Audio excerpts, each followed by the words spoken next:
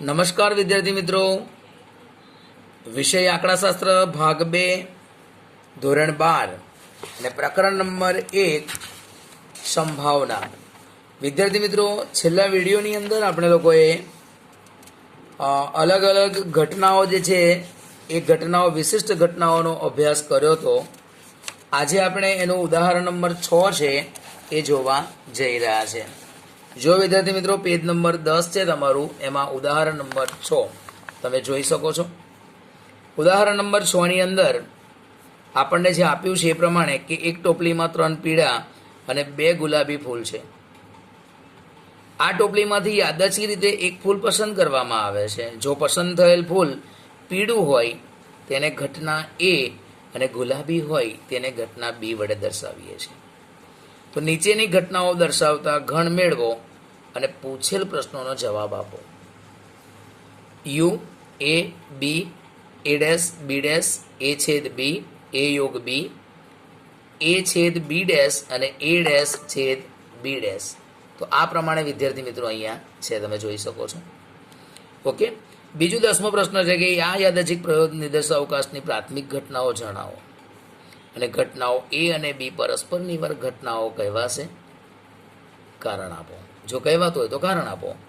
ઘટના A અને B નિશેષ ઘટનાઓ કહેવાશે. કારણ આપો. વિદ્યાર્થી મિત્રો, આ જે 12 પ્રશ્ન છે, 12 પ્રશ્નના આપણે જવાબ આપવાના છે. પણ સૌથી પહેલાં આપણી એક ટોપલીમાં જે 5 ફૂલ છે, 3 પીળા છે અને 2 જે છે એ ગુલાબી છે, તમે જોઈ શકો છો. 3 પીળા અને 2 ગુલાબી ફૂલો છે.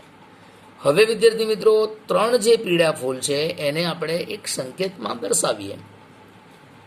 3 પીળા ફૂલને y1 y2 અને y3 એટલે યલો 1 યલો 2 અને યલો 3 વડે દર્શાવીશું.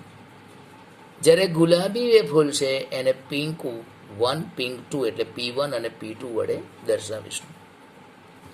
હવે પહેલા પ્રશ્નનો જવાબ જુઓ વિદ્યાર્થી મિત્રો, કે અહીંયા કીધું છે કે યુ એટલે નિદર્શાવકાશ ટોટલ કેટલો?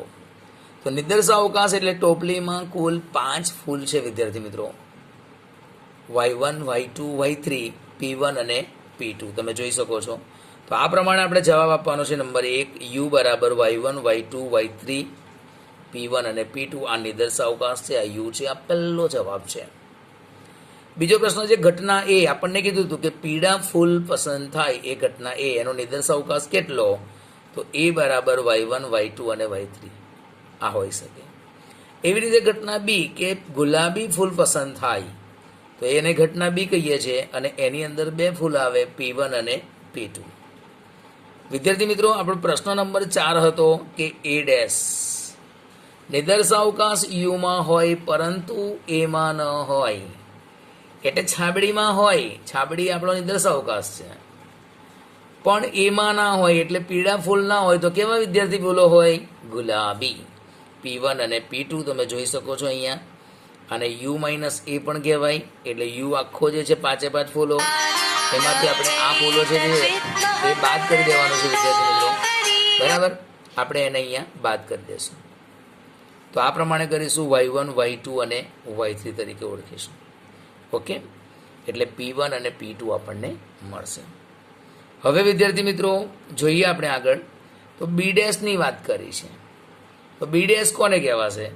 તો નિદર્શાવકાશ યુમાં હોય, છાબડીમાં હોય, પણ બીમાં ન હોય એવા, બીમાં ન હોય એવા પીળા ફૂલો y1 y2 અને y3 આમ જોઈએ તો.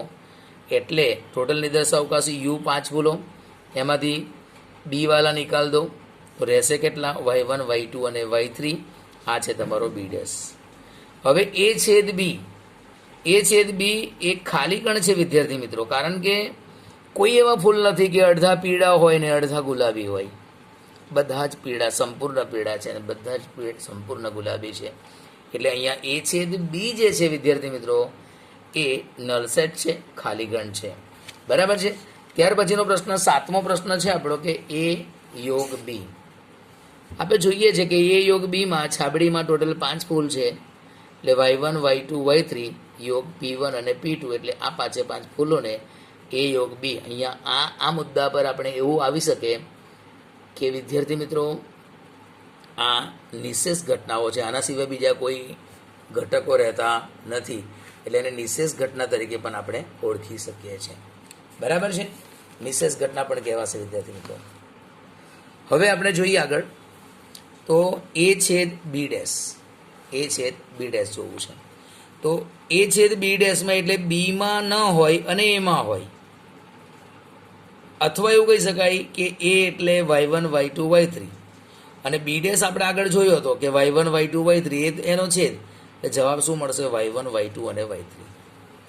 અથવા એવું સોરી અથવા એવું કહી શકાશે કે એ છેદ બી ડેશ એટલે એ માઇનસ એ છેદ બી. તમે જોયું અત્યારે એ છેદ બી નલ સેટ છે, ખાલી ગણ છે, અને એ છે તમારો y1 y2 y3 એટલે એ જ આવશે. બંને જવાબ અહીંયા સરખા આવશે.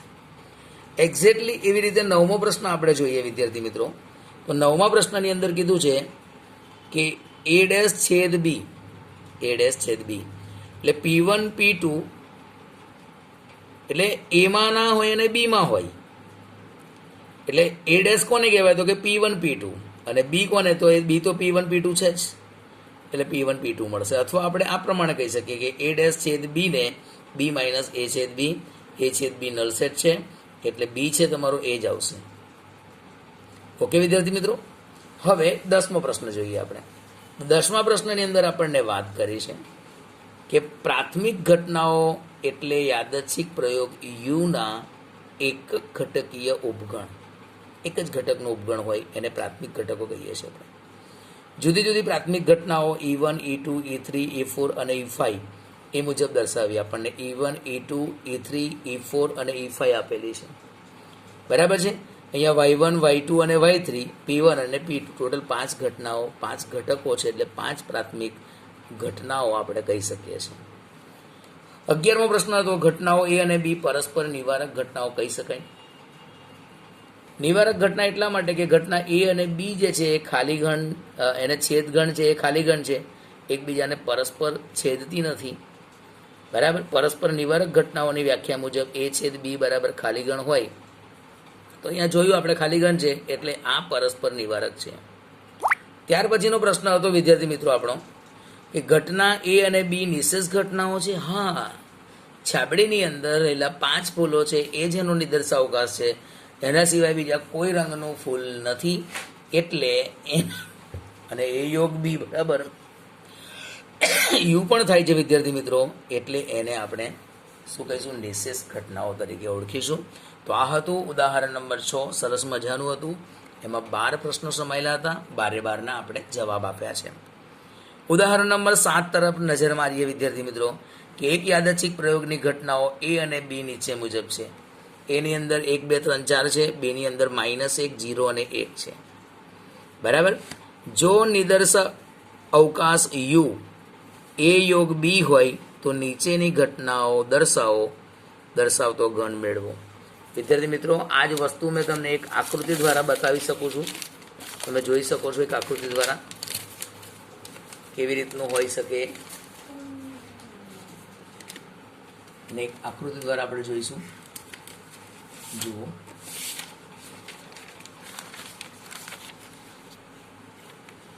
આ નિદર્શાવકાશ યુ છે વિદ્યાર્થી મિત્રો. સોરી,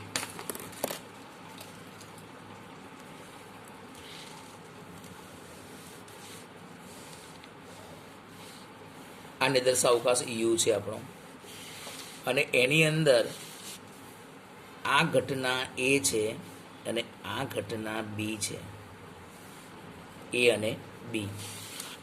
હવે અહીંયા ઘટના એમાં 1 2 3 અને 4 આપેલા છે, અને અહીંયા 1 0 અને -1 આપેલું છે. હવે તમને બરાબર ખ્યાલ આવશે વિદ્યાર્થી મિત્રો. તો એ અને બી જે છે એ છેદ ઘટનામાં શું આવશે? 1 આવશે. આ છેદ ઘટના પણ છે. એની અંદર 1 2 3 4 આવશે અને બીની અંદર 1 0 અને -1 આવશે. બરાબર. હવે જુઓ, અહીંયા પ્રશ્ન એવો છે કે બી ડેશનો મતલબ શું? નિદર્શાવકાશ યુમાં હોય પરંતુ એમાં ન હોય.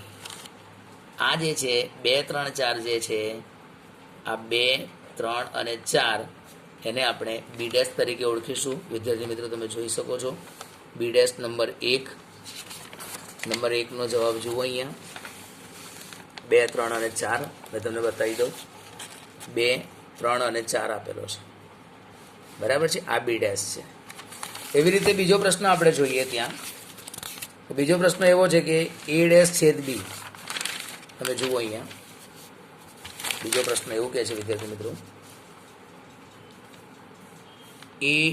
એની પહેલાં અહીંયા વાત કરી છે તો ઘટક એ જે છે એમાં શું આવી શકે વિદ્યાર્થી મિત્રો, તો 1, 2, 3 અને 4. ઓકે, બીની અંદર શું આવી શકે, તો બીની અંદર 1, 0 અને -1 આવી શકે. હવે એ છેદ બી પણ છે, તમે નરી આંખે જોઈ શકો છો વિદ્યાર્થી મિત્રો. એમાં શું આવી શકે, માત્ર 1 આવી શકે. હવે એ યોગ બી પણ છે વિદ્યાર્થી મિત્રો, તો એ યોગ બીની અંદર શું આવી શકશે, તો -1, 0, 1, 2, 3 અને 4 આટલા ઘટકો આવી શકે. હવે આપણે જોઈ શકીએ બી ડેશ, એટલે આને બીજી રીતે પણ દર્શાવી શકાય. બી ડેશને તમે જોઈ શકો છો કે એ યોગ b -p of b, sorry -b કરીએ છીએ. એ યોગ બીમાં શું હતું, -1, 0, 1, 2, 3 અને 4. એમાંથી તમારે શું માઇનસ કરવાનું છે, -1, 0 અને 1. એટલે આ 3 નીકળી જશે તો રહેશે શું, 2, 3 અને 4. આવી રીતે પણ આપણે કરી શકીએ છીએ, બરાબર છે. બીજો પ્રશ્ન છે અહીંયા એ ડેશ છેદ બી. એ ડેશ છેદ બી એટલે એ ડેશ, હવે એ ડેશ પણ જોઈ લઈએ. એ ડેશ કેવાનો કહેવાય છે, બી ડેશ જોયો તો એ ડેશ બરાબર આવશે વિદ્યાર્થી મિત્રો એ યોગ બી -p ઓફ એ. જુઓ અહીંયા તો એ યોગ બીમાં શું આવે, તો બધા જ ઘટકો આવે, -1, 0, 1, 2, 3 અને 4. અને એમાંથી p ઓફ એ જે છે એ માઇનસ કરીશું કયો, 1, 2, 3 અને 4.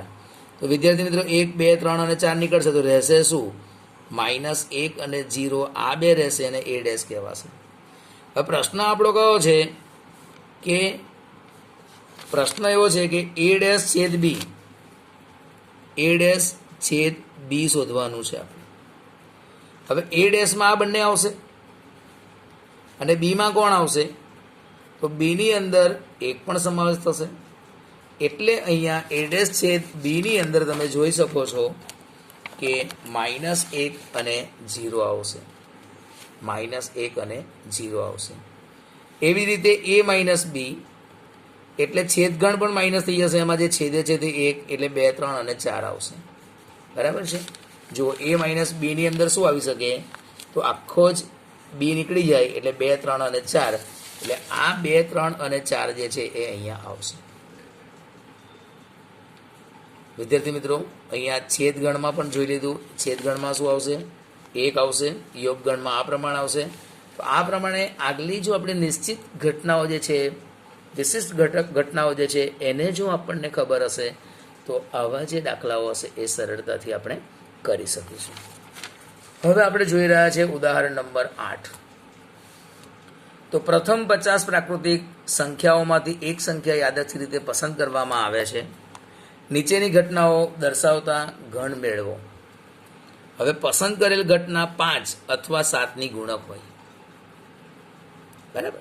હવે 50 પ્રાકૃતિક સંખ્યા એટલે નિદર્શાવકાશમાં જોઈએ વિદ્યાર્થી મિત્રો તો કેટલો આવશે, 1 થી લઈને 50. અહીંયા લખતા નથી આપણે 1, 2, 3, 4, 5, 6 નહીં તો 2, 3 લાઈન ભરાઈ જાય. એટલે માત્ર 1, 2, 3 ડોટ ડોટ ડોટ 50 કરીએ છીએ, એટલે 1 થી 50. હવે ઘટના એ બરાબર પસંદ થયેલ સંખ્યા 5ની ગુણક હોય. શું હોય, એ 5ની ગુણક હોય.